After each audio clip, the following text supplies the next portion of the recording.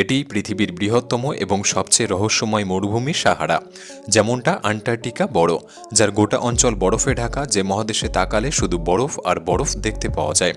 সাধারণত বেশিরভাগ মানুষ মরুভূমি বলতে প্রখর রোদ, বৃষ্টির অভাব এবং প্রচুর বালির সাথে অনুমান করে যে সাহারা মরুভূমি আয়তনের দিক থেকে রাশিয়ার অর্ধেক এবং গোটা ব্রাজিলের সমান। তবে আপনি কি জানেন, সাহারা মরুভূমিতে শুধু বালিই নয়, গ্যাস এবং তেলের সমৃদ্ধ ভাণ্ডার রয়েছে, যেখানে 160 থেকে 180 মিটার পর্যন্ত উঁচু বালির টিলা রয়েছে, যা 70 তলা বিল্ডিংয়ের সমান।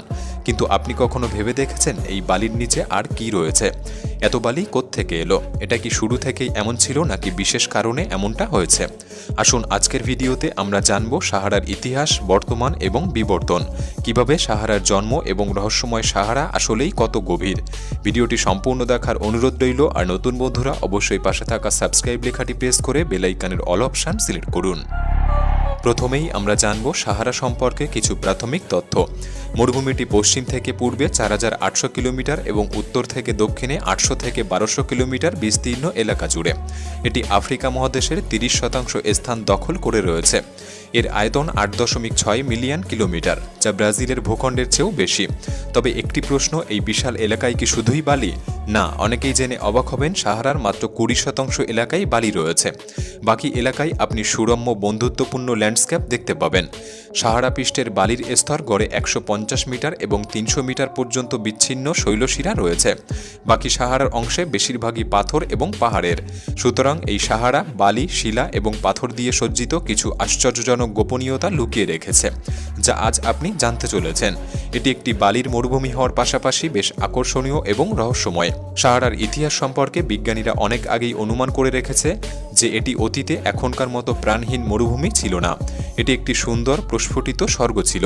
তবে বিশ্বাসযোগ্য প্রমাণের অভাবের জন্য এটি সম্প্রতি শুধুমাত্র একটি তথ্য হিসাবেই রয়ে গিয়েছে। শুধু বিজ্ঞানীরা তাদের চোখের সামনে অপ্রত্যাশিত কিছু লুকোনো জিনিস খুঁজে পেয়েছে। মরুভূমির বালির নিচে বিজ্ঞানীরা একটি বিশাল জলাধার খুঁজে পেয়েছে, যা স্পষ্টতই প্রাচীন সমুদ্রের কোনো অংশ ছিল।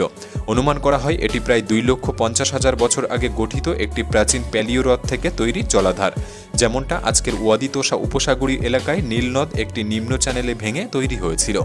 যাই হোক, তখন জল পূর্ব সাহারাকে প্লাবিত করত এবং এই হ্রদটি তৈরি হয়েছিল আনুমানিক, যার আয়তন 1,08,000 বর্গ কিলোমিটারের বেশি অঞ্চল জুড়ে, যে প্রাচীন হ্রদের আয়তন ছিল প্রায় বাংলাদেশের সমপরিমাণ অথবা মিশিগান লেকের চেয়েও 2 গুণ বড়। এছাড়াও একটি ছোট্ট হ্রদও তৈরি হয়েছিল, যা প্রায় 48,000 বর্গমিটার। এটিও একই সময়ে গঠিত হয়েছিল। উভয় হ্রদের চিহ্ন প্রথম 2010 সালে US national air and space মিউজিয়ামের ভূতাত্ত্বিক টেড ম্যাক্সওয়েল আবিষ্কার করেছিলেন। তিনি এবং তার সহকর্মীরা স্পেস শাটল র্যাডার টোপোগ্রাফি মিশনের মাধ্যমে ডেটা সংগ্রহ করে, জলবাহিত ও বায়ুবাহিত পলির ছবিগুলি তোলে এবং সেই সাথে মরুভূমির বালির নিচে র্যাডারের সাথে দৃশ্যমান স্থিতিশীল শিলাগুলি পরীক্ষা করে।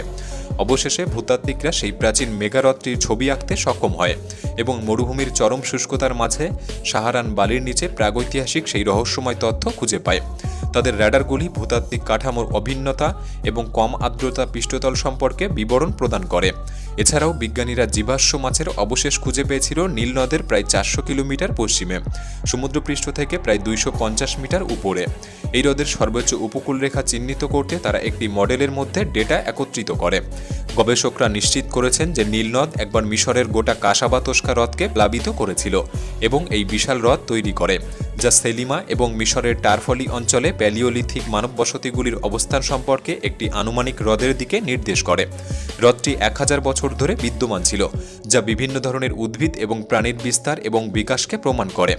যাই হোক, এর উৎপত্তি আকস্মিক হলেও ধীরে ধীরে এই হ্রদ ধ্বংস হয়ে যায়। জল কমে গিয়েছিল এবং বাষ্পীভবন দ্রুত হয়ে উঠেছিল, যতটা না সে নিজেকে পূরণ করতে পারে। অবশেষে হ্রদটি শুকিয়ে যায় এবং এর তলদেশ পুরু বালি দ্বারা গ্রাস করে। তবে এই এলাকায় জীবের বসবাস তখনও অব্যাহত ছিল। অনেক বিজ্ঞানীর গবেষণায় দেখা গিয়েছে যে অন্তত 5000 বছর আগে সাহারা সবুজ গাছপালা দ্বারা আবৃত ছিল এবং প্রাণে ভরা ছিল। কারণ 2015 সালে বিজ্ঞানীরা প্রাণের অস্তিত্ব সম্পর্কে কিছু ব্যাখ্যা প্রদান করতে সক্ষম হয়। 2015 সালে নেচার কমিউনিকেশন জার্নালে একটি নিবন্ধ প্রকাশিত হয়েছিল, যা জাপানি উপগ্রহ থেকে রাডার পর্যবেক্ষণ প্রক্রিয়ায় বৈজ্ঞানিক যন্ত্র পালসার ফেস্ট অ্যারোটাইপ এলব্র্যান্ড সিনথেটিক অ্যারাপচার র্যাডারের সাহায্যে নতুন গবেষণার ফলাফল নিয়ে বৈজ্ঞানিক মহলে আলোড়ন তুলেছিল। উপনদীগুলির একটি বিস্তীর্ণ নেটওয়ার্কের সাথে একটি বৃহৎ নদীর পটভূমি আবিষ্কার করা হয়েছিল, যা তামান রাসেট নামে একটি বিশাল প্যালিও নদী 5000 বছর আগে পশ্চিম আফ্রিকার মধ্যে দিয়ে প্রবাহিত হয়েছিল বলে বিশ্বাস করা হয়। এর জলের উৎস ছিল বর্তমানের আলজেরিয়ার অ্যাটলাস পর্বতমালা এবং হগার পর্বতমালার দক্ষিণ অংশ।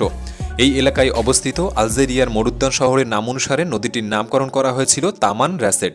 নদীটি তার অসংখ্য উপনদী সহ 500 কিলোমিটারেরও বেশি দীর্ঘ ছিল এবং মৌরিতানিয়া অঞ্চলের আটলান্টিক মহাসাগরে প্রবাহিত হতো।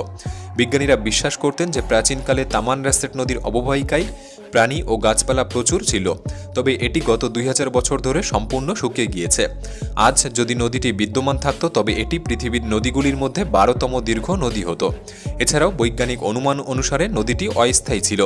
এটি গত 2,45,000 বছর ধরে প্রদর্শিত এবং অদৃশ্য হয়েছে বলে মনে করা হয়, যা সময়কালের প্রশ্নে প্রাচীন হ্রদের অস্তিত্বের সাথে মিলে যায়। যাই হোক, নদীটি ছিল একটি মূল্যবান জলের উৎস, যা আফ্রিকার মাঝখানের এলাকাটিকে একটি প্রস্ফুটিত সবুজ স্বর্গে পরিণত করেছিল। এমনকি আজকাল সেখানে বড় জলের কিছু চিহ্ন পাওয়া গিয়েছে। এগুলি সাহারার বিখ্যাত মরুদ্যান, স্রোত এবং বালির নিচে লুকানো জলের জলাধার থেকে অনুমান করা হয়েছে। সাহারার রহস্য আরও আকর্ষণীয় এবং আশ্চর্যজনক যদি আপনি লক্ষ লক্ষ বছর ধরে জমে থাকা বালির গভীরে খনন করেন। প্রাগৈতিহাসিক সময়ে এই সাহারার সবকিছু ভিন্ন ছিল। মেসোজয়িক সময়কালে টেম্পেস্ট প্রোটো সমুদ্রের জল প্রকৃতপক্ষে যতটা আবৃত ছিল তাই এখন সাহারা, যেখানে আজকের তিমিদের পূর্বপুরুষ ব্যাসিলোসোরাসরা প্রচুর সংখ্যায় বসবাস করত। প্রমাণস্বরূপ মিশরের ওয়াদি আল হিতান খননের সময় সেখানে বিশাল জীবাশ্মের অবশেষ খুঁজে পাওয়া গিয়েছে। এই প্রাণীদের হাড়গুলি লক্ষ লক্ষ বছর ধরে সমুদ্রের তলদেশে আটকে ছিল, যতক্ষণ না মহাসাগর ধীরে ধীরে অদৃশ্য হয়ে যায়। পরবর্তীতে ভূমধ্যসাগর এবং কৃষ্ণ সাগরের প্রাথমিক সংরক্ষণে সমুদ্রের তলদেশে উঠে আসে এবং প্রচুর পরিমাণে চিহ্নিত জীবাশ্মের কারণে ভূমিতে পরিণত হয়। এই প্রাচীন মহাসাগরের কারণে সাহারাকে কখনো কখনো তিমির উপত্যকা বলা হয়। এটা অবিশ্বাস্য মনে হলেও সত্যি যে আপনি সাহারার বালি এবং বিভিন্ন স্থানের নিচে কেবল প্রাচীন সামুদ্রিক বাসিন্দাদেরই খুঁজে পাবেন। সেই সাথে বৃহত্তম ডাইনোসরগুলির একটি জীবাশ্ম হাড়ও খুঁজে পাবেন, তৃণভোজী সাউরোপড, যা একটি আকর্ষণীয় আবিষ্কার ছিল। বিজ্ঞানীরা যে দৈত্য ডাইনোসরের জীবাশ্মটি খুঁজে পেয়েছিল তার দৈর্ঘ্য ছিল 32 মিটার এবং ওজন ছিল 60 টন। এমনকি এই আবিষ্কারটি প্রাচীন দানবের পূর্বে কোনো অজানা প্রজাতির দেহাবশেষ আবিষ্কার সম্পর্কে বিজ্ঞানীদের অনুপ্রাণিত করেছিল। তাই 2016 সালে প্রত্নতাত্ত্বিকরা একটি মিশন চালায়। এই মিশনে একটি নতুন চিত্তাকর্ষক আবিষ্কার করা হয়। মন্টেসরি বিশ্ববিদ্যালয়ের ডক্টর হেসিয়ান সোলেমের নেতৃত্বে মিশরীয় এবং আমেরিকান প্যালিওন্টোলজিস্টরা মনসৌরোসরাস নামক একটি প্রাণীর জীবাশ্মযুক্ত হাড় খনন করে। তাদের এই আবিষ্কারও বৈজ্ঞানিক বিশ্বে আলোড়ন সৃষ্টি করেছিল। 2018 সালে শেষ পর্যন্ত জীবাশ্মগুলিকে একটি নতুন প্রাচীন প্রজাতি এবং বংশ হিসাবে শ্রেণীবদ্ধ করা হয়। এটি প্যালিওন্টোলজিস্ট বিশ্বের জন্য একটি চিত্তাকর্ষক আবিষ্কার ছিল। এছাড়াও সাহারার বন্যপ্রাণী অতীত যতটা আশ্চর্যজনক তার চেয়ে বেশি আকর্ষণীয় বিষয় হল কিভাবে মানুষ এই অঞ্চলগুলিতে বসবাস করতে পেরেছিল। আসুন আমরা প্রাচীন মানবতার ইতিহাস বইয়ের নাটকীয় পাতা থেকে কিছু গল্প খুঁজে বার করি। আমরা সাহারার বালির নিচে তাকালে দেখতে পাব মানুষ এই আধুনিক সাহারার ভূখণ্ডে বাস করেছিল প্রায় 1000 বছর ধরে। সময়ের সাথে জলবায়ুর পরিবর্তন ঘটেছে, সেই সাথে মানুষের উত্থান ঘটেছে এবং পতন। তারা বসতি গড়ে তুলেছে এবং পরে তা পরিত্যাগ করেছে। প্রত্নতাত্ত্বিকরা বিভিন্ন সম্প্রদায়ের মানবদেহাবশেষ সাহারার বালির নিচে খুঁজে পেয়েছে। কিছু গোষ্ঠী সম্ভবত আদিম যাজকবাদের চেয়ে উচ্চ স্তরের সংগঠন ছিল। এই স্থানে একসময় বৃহৎ পরিমাণ পলিমাটির সাথে নাবাজো অঞ্চলের নিম্নভূমি এবং সেই সাথে কাসাবার মরুদ্যানে প্রচুর বৃষ্টিপাত হতো, তাই এই নির্দিষ্ট সময়ে অঞ্চলটি বাসযোগ্য হয়ে উঠেছিল। এছাড়াও সাহারার বালির নিচে সমাহিত ঐতিহাসিক আগ্রহের আরও মনুষ্যসৃষ্ট কিছু কাঠামো খুঁজে পাওয়া যায়, যা গাড়া ম্যান্টিস দ্বারা নির্মিত দুর্গ ছিল। হেরোডোটাস বলে গিয়েছিলেন সাহারার প্রাচীন লোকেরা 200 খ্রিস্টপূর্বাব্দ থেকে 700 খ্রিস্টাব্দ পর্যন্ত সাহারার বেশিরভাগ অঞ্চলে বসবাস করে গিয়েছে, যে সাহারা তখন ইতিমধ্যেই মরুভূমি হয়েছিল। গারাম্যান্টিসরা তখন শিখেছিল কিভাবে জল সংগ্রহ করতে হয়। তারা খাল তৈরি করতে শিখেছিল, যা ক্ষেত ও খামারগুলিতে সেচ এবং শহর ও দুর্গগুলিতে পানীয় জল সরবরাহ করে।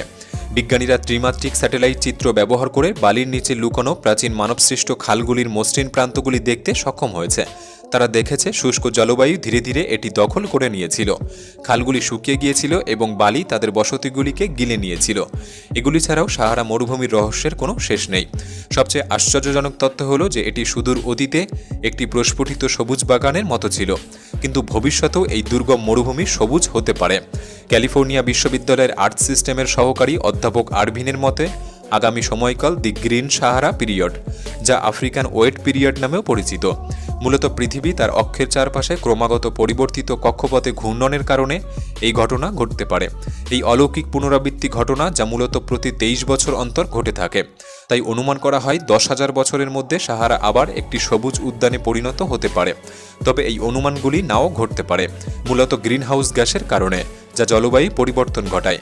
সাহারা আবার কবে সবুজে পরিণত হবে বা আদৌ হবে কিনা তার কোনো নিশ্চয়তা নেই, কিন্তু আমরা মানুষেরা যদি চেষ্টা করি তাহলে গ্রিনহাউস গ্যাসকে রুখতে পারি এবং সাহারাকে আবার একটি নতুন জন্ম দিতে পারি। এই সম্পর্কে আপনার কি মতামত আমাদের কমেন্ট বক্সে জানাতে পারেন। ভিডিওটি ভালো লাগলে একটি লাইক করতে পারেন। তাহলে দেখা হচ্ছে পরবর্তী নতুন একটি এপিসোডে। ধন্যবাদ।